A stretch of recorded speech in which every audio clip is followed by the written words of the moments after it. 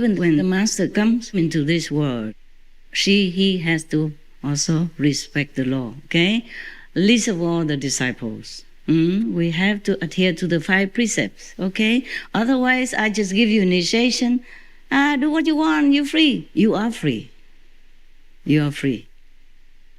Of course, if you walk the straight path.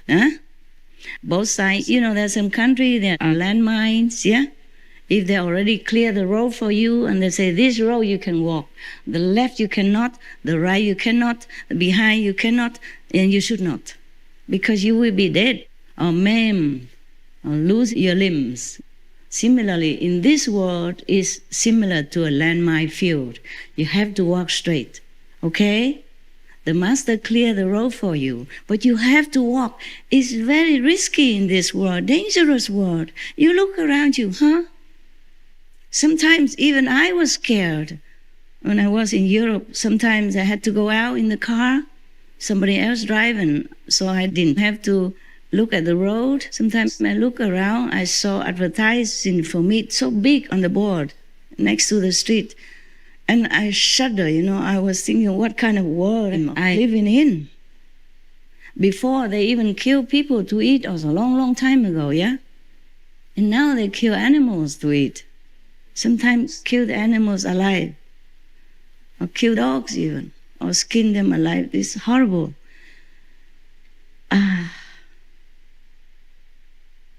It's very difficult to live in this world, okay?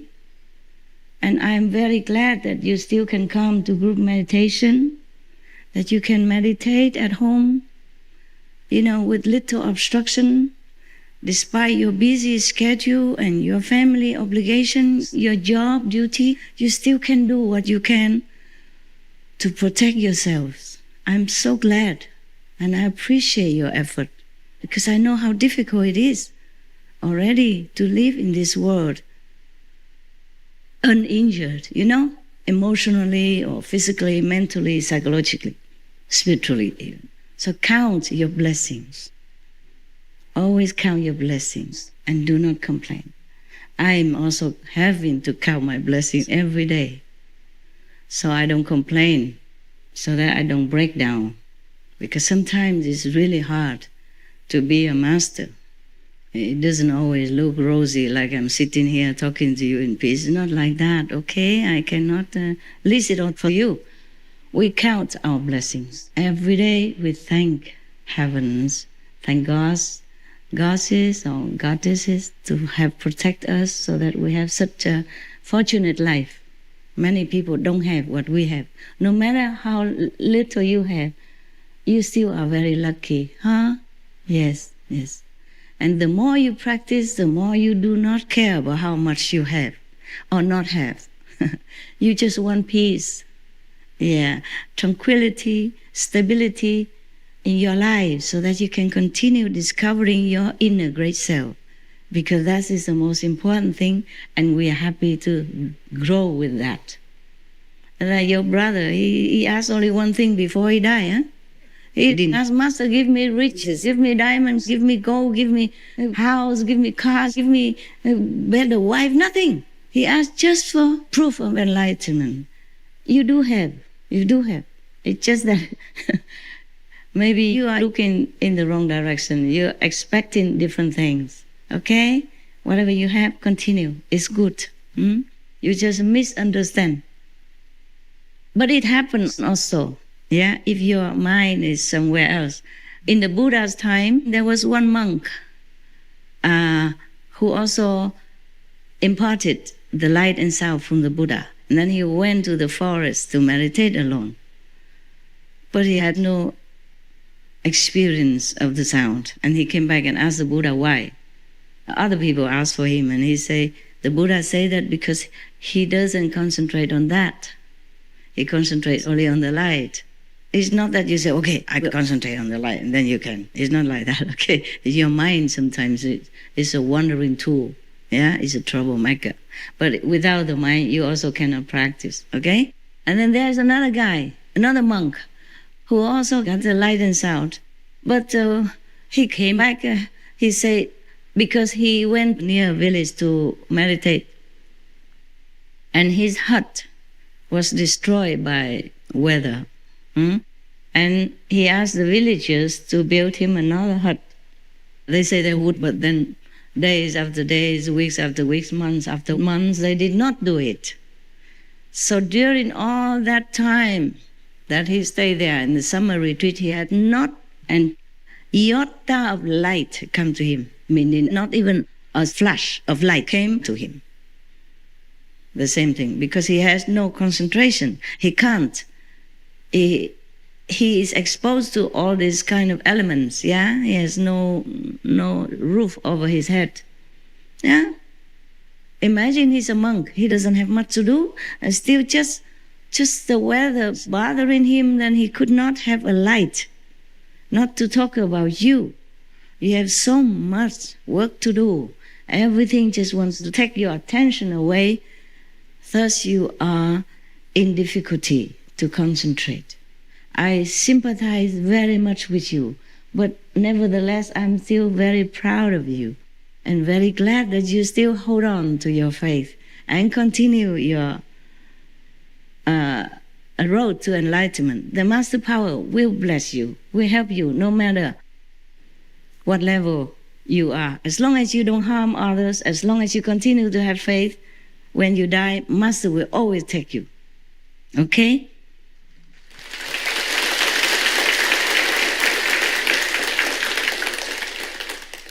Okay. I talk again about Milarepa, okay? Milarepa, his master told him not to go down into the world. Just hide yourself somewhere in a mountain. Meditate alone. Don't bother about the humans. He talks like that, but he himself had disciples. If you are saying, people smell it, know it. Even inside some gods or some angels would tell them, you see, and then they go and find you. That's how they discovered me 3 times. In the beginning, when I wasn't aware that I was a master of some sort. I'm still not aware now, but since you came, I teach you something, okay? Teach you what I know. And if it's good for you, then you continue to practice. If it's not good for you, you're welcome to leave. Nobody will ever say anything. Just don't slander, because you never know. Maybe I'm really a master. Maybe I don't look like, but maybe I am a master. Then you'll be in trouble, huh? Yeah, I'm warning. All right. Now, but Milarepa, of course, he normally was hiding in the mountain. I don't know, somehow people found out. Because what kind of real man, what kind of human would stay in a mountain without any clothes on in the winter and eat only nettle leaves until he became all green, like a caterpillar, even growing green hair all over. And so people even ask him, are you real? Are you human or are you preta? Means, are you a hungry ghost or are you human? And he said, I'm human. Yeah, he should have said, I'm a ghost, and scare them all away. Then he would not have any trouble at the end of his life. I will tell you. Well, you know the story, I guess. Somehow people smelled and smoked him out. Just like when I was meditating 3 months, eating brown rice, sesame alone without anything else. Salt, of course. And then somebody say that Kuan Yin Bodhisattva told them to go to that temple. They had never been there before, to find a master.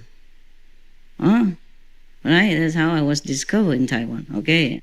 In India, I was discovered already because I wanted to buy a book and they said they didn't have it. I said, you have it. I saw it in your shop with such a color, such a size, and then they thought I was a Buddha already. So at least one of them follow me, wanted to be my disciple, okay. So I tested him and he passed. So I had to keep my promise, give one. My first disciple, so-called, on the bank of the Ganges River. I had no temple, nothing, no shaved head, nothing. I just wore white clothes, like most Indians. All right, that was my first discovered mission. Okay, I went to Taiwan. I was discovered again. I just told you. I live in a temple, behind the temple, a very obscure area where they keep the ashes of the dead people. I live among the dead, among the dead. They still found me out. A group, they came in such a night. Thunderstorm, raining, I never forget. Yeah, they came in because they saw in hurry. Why didn't come in daytime, Came in the night, knocking at my little dead quarters, yeah. And I had to give them, fine. Because I said the Bodhisattva gave them the direction. For the respect of the Bodhisattva, I had to, no? And then I ran away to America. And they discovered me again. A group of black and white people came to the temple where I was cleaning the toilets and wiping the floor every day and cooking for whoever came in for the abbot as well. They came in and say, we know someone appeared inside our vision to tell us to come here, this address. They never been there before. None of them have been there before, and none of them had been to that ashram, the dead room before. They found a way to come. And they say that come here and then you teach us to listen to the sea. Yeah. And your name is Master G. Actually, G is a name that is addressed to any great person, like great. G means great, Master G. I said, no, you're looking for the abbot, right? I said, no. They say, not the abbot, Master G. And then the other one said, no, Master Ching, I think, Ching. They argue with each other, Ching or Chi. I say, no, the abbot name is so-and-so. He's not here right now. Maybe you come back after 2 months when he comes back to America. I say, no. Not a man. I say, it's a woman. And over there, only me. The abbot is a man, I'm a woman. Yeah? And other lay people come and go, yeah? To learn with him. So I also had to teach them. That's the third time. See what I'm saying? They smell you. Yeah. In India, maybe they smell you faster. If you just sit on the bank of the Ganges, you will have things. You have food, you have people come, touch your feet, ask you to teach them. In India, people, they are very liberal in spiritual practice. Yes. If they see you, maybe they can see your aura. Yeah, your aura, and then they know you are good or not good. Some people who don't see your aura, but if you wear renunciate robes, grow along there a little bit, then I'm sure you can be a master. So whoever says you already attained Buddhahood, just go there. You'll be worshipped in no time. No problem. No problemo.